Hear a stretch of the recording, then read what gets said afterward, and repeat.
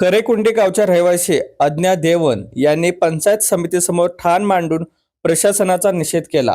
आपल्याला ग्रामपंचायत बॉडीकडून मारहाण झाल्याप्रकरणी पोलिसात तक्रार देऊनही कारवाई न झाल्याने महिलेचा उद्रेक पाहायला मिळाला. लोन पास केलंय, मी सगळं केलेलं आहे. मला वेळ नाही, तुझे हात जोडते.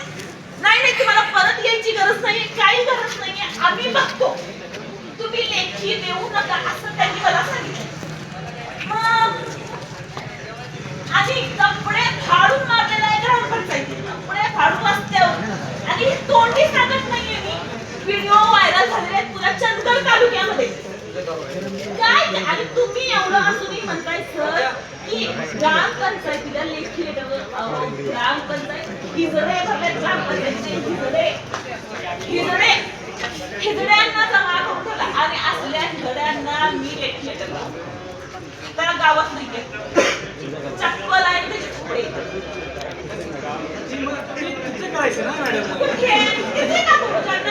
सगळं ऑफिस कशासाठी आहे? ऑफिस हे आहे म्हणून ते रितसर मार्गाने ऑफिस आहे. सर रितसर मार्गाने करून बघितलं की सर होत नाही.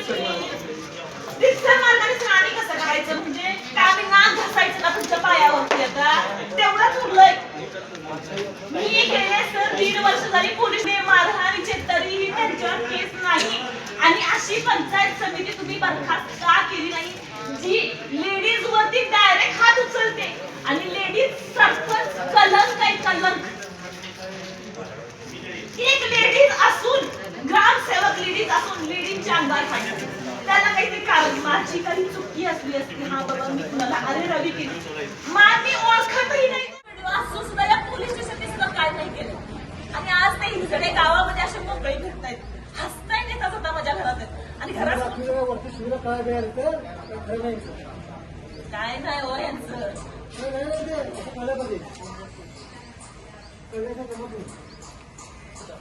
आज जीव केला तरी उठणार नाहीये. जोपर्यंत काय ह्याच्यावर कारवाई होणार नाही ना तोपर्यंत. नाही मी माझी विनंती आहे तुम्हाला, मला फोर्स करू नका. मी इथे बसले, मी उठणार नाही. कारण की मी गेले 2.5 वर्ष झाली टॉर्चर मला करताय. तेही माझं टॉर्चर आहे. त्याच्यामुळे मला आता असह्य झालं सगळ्या गोष्टी.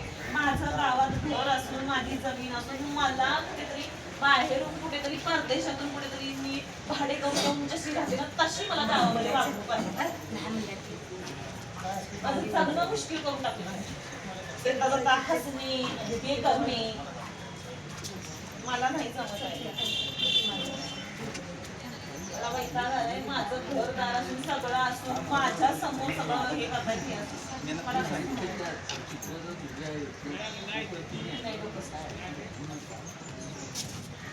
मला काय कारवाई त्यांच्यावर करायची ते करा, नाही करणं शिकत मारायची, जीव गेला तरी चालेल, जाऊ द्या. कुणाला काय फरक पडत नाही. किती मी तरी पोलीस स्टेशनला याडी करायची, किती हे करायची, कुणी दखल घ्यायला तयार नाही. माझी स्वतःची हक्काची माझी जागा असेल त्याच्यामध्ये मी ग्रामपंचायतीचा अतिक्रमण का? पंचायत समिती म्हणजे कोण आहे? आमच्या सेवेसाठी, गावच्या सेवेसाठी निवडून दिलेले नोकर आहेत. आम्ही करतो काय कारवाई करायची. मॅडम तुमच्याशी बोलणं झालं, त्यानंतर तुम्ही ग्रामसेवका मॅडम तुम्हाला भेटायला आले का?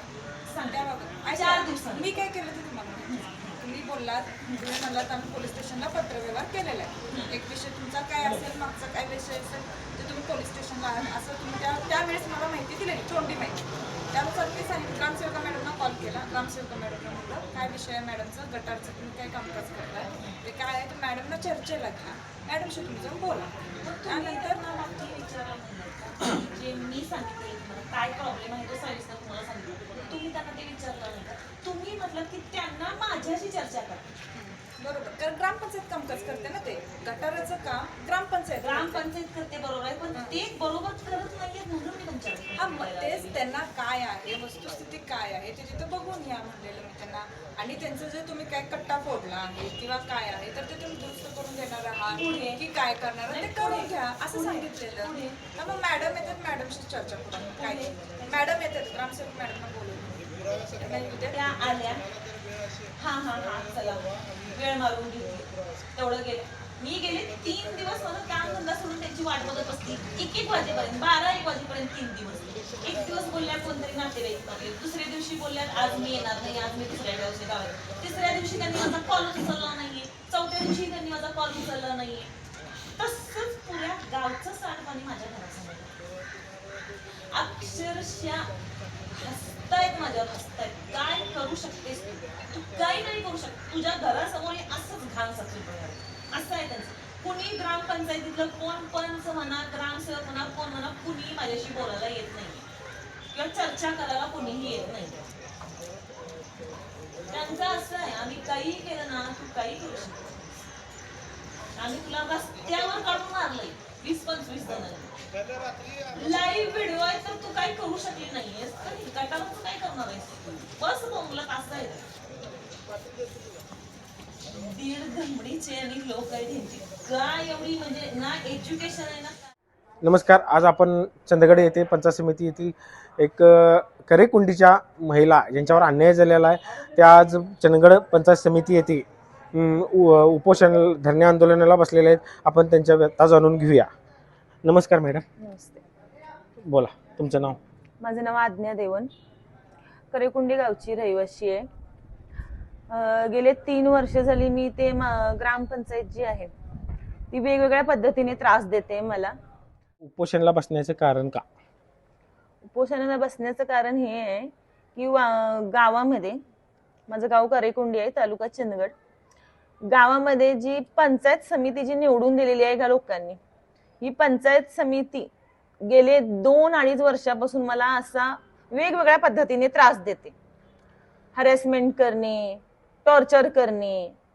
मग याच्या विरुद्ध पंचायतीमध्ये जेव्हा मी कंप्लेंट दिली, पंचायत समितीने पंचायतीमध्ये बोलवून 25 लोकांनी मला 25 ते 30 लोकांनी, त्याच्यामध्ये लेडीजही सामील आहे. लेडीज, आमच्या गावची जी स्वतः लेडीज सरपंच आहे तिनेही मला मारहाण केलेली आहे. या सगळ्या लोकांनी मिळून मला मारहाण केलेली आहे पंचायतीमध्ये. त्याची कंप्लेंट मी रितसर पोलीस स्टेशनला, चंदगड पोलीस स्टेशनला दिलेली आहे. पण तिथेही राजकीय दबाव आणून पूर्णपणे केस बंद करून टाकली आहे माझी. लाईव्ह रोडवरती व्हिडिओ, लाईव्ह व्हिडिओ असून पोलीस स्टेशनला दाखवून सुद्धा त्यांनी काही दखल घेतली नाहीये. मग लेडीजची इज्जत इतकी स्वस्त आहे का तुम्ही रोडवर काढून मारताय? म्हणजे नुसते कायदे दाखवण्यापुरते आहेत की सगळे कायदे लेडीजच्या बाजूने आहेत, फक्त कागदोपत्री कायदे आहेत. म्हणजे जेव्हा अन्याय, कुठल्या तरी पुरुषावर अन्याय होतोय तेव्हा काय बोलताय तुम्ही? सगळे कायदे लेडीजच्या बाजूने. लेडीजच्या बाजूने कायदे फक्त कागदोपत्री आहेत. ऍक्च्युली फक्त अन्याय फक्त हा लेडीजवरतीच होतो.